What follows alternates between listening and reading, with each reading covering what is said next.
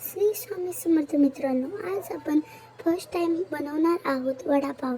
वडापाव बनवण्यासाठी मी 1 किलो बटाटे घेतले आणि ते उकडायला टाकले. जोपर्यंत बटाटे उकडत होते तोपर्यंत मी हिरवी मिरची, कोथिंबीर, कढीपत्ता आणि आलं लसूण हे सर्व चॉप करून घेतले.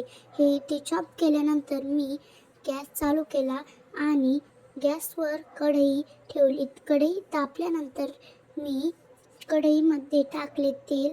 गरम झाले की मी त्यामध्ये जिरे टाकले. तडतडीनंतर मी त्यामध्ये चॉप केलेले पेस्ट टाकली. त्यानंतर ते सर्व मस्त छान परतून घेतले. परतून घेतले मी ते सर्व. परतून घेतल्यानंतर मी त्यामध्ये हळदी, मीठ व मिरची टाकली. तेही परतून घेतले. तेही एकजीव करून घेतले मी.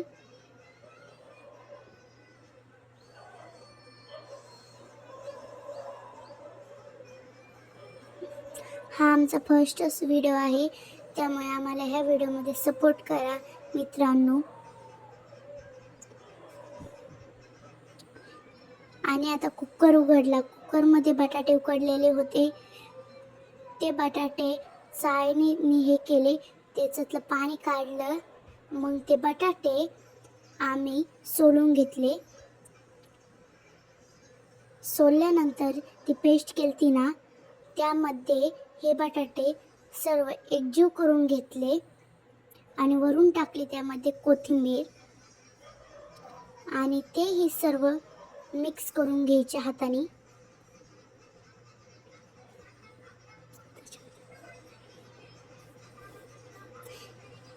आणि ते सर्व मिक्स झाल्यानंतर आम्ही घेतले एक भांडे.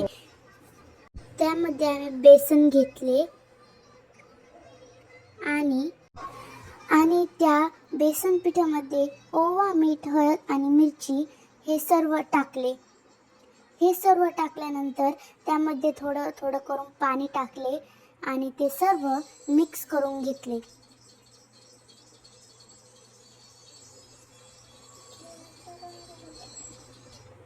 आणि कढईमध्ये तेल टाकले. तेल टाकल्यानंतर आपण ते बटाट्याचं सारण केलं ना, त्याचे गोळे बनवून घेतले.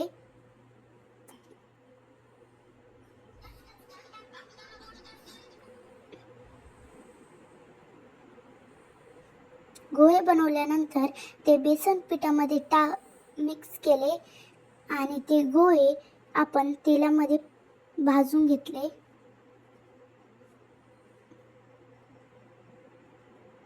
आणि ते मस्तपैकी तळून घेतले आपण.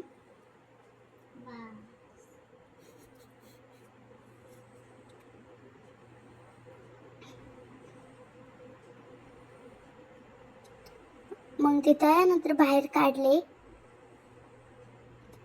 आणि मस्तपैकी मिरच्या टाकल्या आपण, कारण की मिरचीशिवाय वडापाव हे अधुराच आहे. त्यामुळे मस्तपैकी मिरच्याही तळून घेतल्या. सर्वजण म्हणत होते बोब्याही तळ, म्हणून आम्ही बोब्याही तळून घेतल्या.